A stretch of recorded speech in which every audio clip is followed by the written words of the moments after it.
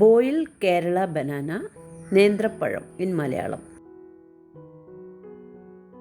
Try to select medium size and ripe banana.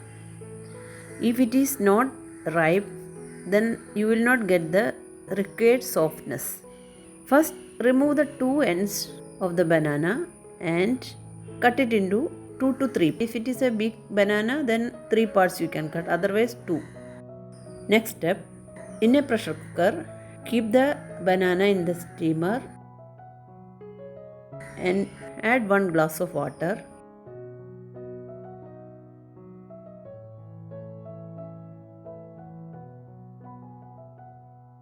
Then let the first pressure release.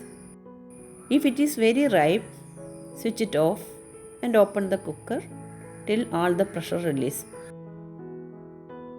Press with your finger or spoon, you can feel it is soft. If it is not soft, then you can cook for another 2 to 3 minutes. This is according to the quality of the banana and the type of cooker. This is very good for small children.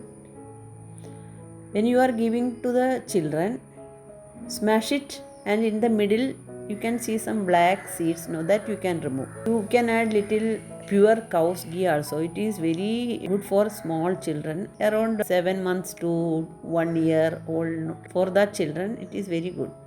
In Kerala we are eating with the puttu. Puttu and this boiled banana also a nice combination. Please try it. Thank you for subscribing this channel.